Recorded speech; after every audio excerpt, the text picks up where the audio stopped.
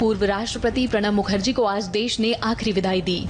Lodhi road शमशान घाट पर उनका अंतिम संस्कार किया गया। इससे पहले प्रणब दा के शव को अंतिम दर्शनों के लिए राजाजी मार्ग के आवास पर रखा गया था, जहां प्रधानमंत्री नरेंद्र मोदी समेत सरकार और सियासी पार्टियों के तमाम नेताओं ने प्रणब दा को श्रद्धांजलि दी। राष्ट्रपति रामनाथ कोविंद और उपराष्ट्रपति वेंकैया नायडू ने भी प्रणब दा को श्रद्धांजलि दी। इसके साथ ही कांग्रेस नेताओं ने भी राजाजी मार्ग पहुंचकर प्रणब मुखर्जी को श्रद्धांजलि दी। पूर्व पीएम मनमोहन सिंह, गुलाम नबी आजाद और राहुल गांधी ने प्रणब मुखर्जी को नमन किया। तीनों सेनाओं के प्रमुख ने भी पूर्व राष्ट्रपति प्रणब मुखर्जी को श्रद्धा सुमन अर्पित किए। प्रणब मुखर्जी ने कल आर्मी हॉस्पिटल में आखिरी सांस ली। कोरोना संकट को देखते हुए उनके अंतिम संस्कार के दौरान भी सोशल डिस्टेंसिंग का पालन किया गया। देश में कोरोना के नए मरीज की संख्या हर रोज बढ़ती ही जा रही है। काफी लोग इस बीमारी से रिकवर भी हो रहे हैं, लेकिन हर दिन बड़ी संख्या में नए केस सामने आ रहे हैं। यही वजह है कि कोरोना का ग्राफ दिन ब दिन नई ऊंचाइयां छू रहा है। देश में कोरोना के कुल केस 36 लाख के पार निकल गए हैं। अब तक देश में कोरोना के कुल 36,91,167 केस आए हैं, जिसमें से 65,288 लोगों की मौत हो चुकी है, जबकि 28,39,883 कोरोना मरीज इलाज के बाद ठीक हो चुके हैं। देश में कोरोना के एक्टिव केस 7,85,996 हैं। पिछले 24 घंटे में ही देश में कोरोना के 69,921 नए केस आए हैं, जबकि 819 लोगों को इस बीमारी के चलते जान गंवानी पड़ी। सुशांत केस में अब सीबीआई का शिकंजा रिया की फैमिली पर कस गया है। सीबीआई रिया चक्रवर्ती के पिता इंद्रजीत और मां संध्या से पूछताछ कर रही है। सीबीआई के एफआईआर में इंद्रजीत और संध्या चक्रवर्ती पर पैसों के गबन, धोखाधड़ी और जालसाजी का आरोप है। पेरेंट्स का बयान दर्ज करने के बाद एक बार फिर सीबीआई रिया और उनके भाई शौविक को 5वें राउंड की पूछताछ करेगी। हालांकि लगातार 12वें दिन सिद्धार्थ पिठानी से पूछताछ की जा रही है, जबकि नीरज और केशव भी आज सीबीआई के सवालों के रडार पर हैं। सुशांत केस में रिया चक्रवर्ती और उसकी फैमिली पर शिकंजा कसता जा रहा है। इस बीच सुशांत की डिप्रेशन थ्योरी को लेकर बड़ा खुलासा हुआ है। डिप्रेशन की दवाइयों पर सुशांत और उसकी बहन प्रियंका का चैट सामने आया है।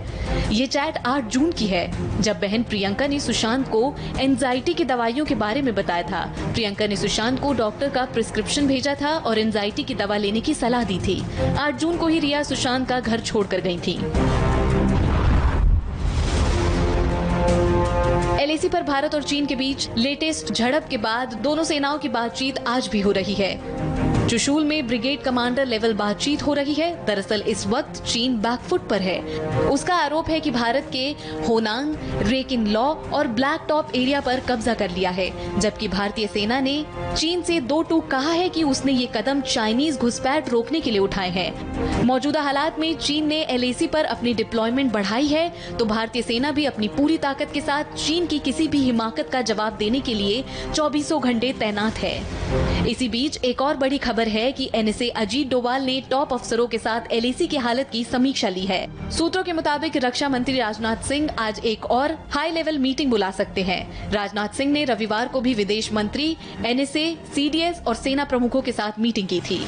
वहीं एलएसी पर घुसपैठ की कोशिश नाकाम होने पर बौखलाया चीन अब गीदड़ भभकी पर उतर आया है। चीन ने भारत को सैन्य नुकसान की गीदड़ भभकी दी है। चीन ने प्रोपेगेंडा अखबार ग्लोबल टाइम्स के जरिए ये भारत को गीदड़ भभकी दी है और कहा है कि भारत चीन से टकराने की कोशिश न करे, नहीं तो भारतीय सेना को गंभीर नुकसान हो सकता है। भारत अमेरिका की मदद के भ्रम में न रहे। भारत अमेरिका से अच्छे संबंध बना रहा है, लेकिन अगर चीन के साथ उसकी जंग होती है तो अमेरिका उसे मदद नहीं करेगा। इसलिए भारत को सीमा पर स्थिरता और शांति बनाने की कोशिश करनी चाहिए। उधर चीन के विदेश मंत्री की तरफ से भी बयान जारी किया गया है, जिसमें उन्होंने कहा है कि चीन और भारत के बीच सीमा का अब तक सीमांकन नहीं किया गया है, इस वजह से समस्याएं हैं। चीन अपनी संप्रभुता और क्षेत्रीय अखंडता की सुरक्षा करेगा और भारत के साथ सभी मुद्दों को बातचीत के जरिए निपटाने के लिए तैयार है।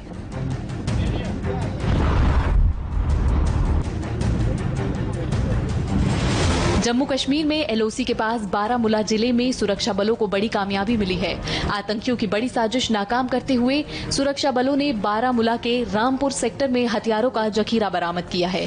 एलओसी के बिल्कुल पास 30 OMG पर हथियार बरामद किए गए हैं। बरामद हथियार में 5 AK-47, 6 pistol, 2 UGBL grenade, 21 hand grenade, pistol के 6 कारतूस के साथ ही भारी मात्रा में AK-47 के कारतूस भी मिले हैं।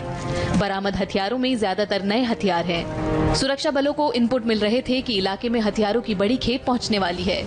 इसी को लेकर सुरक्षा बलों की टीम सक्रिय हो गई थी। पुख्ता जानकारी के बाद सुरक्षा बलों ने कार्रवाई शुरू की और हथियारों की खेप पकड़ने में सफलता पाई है।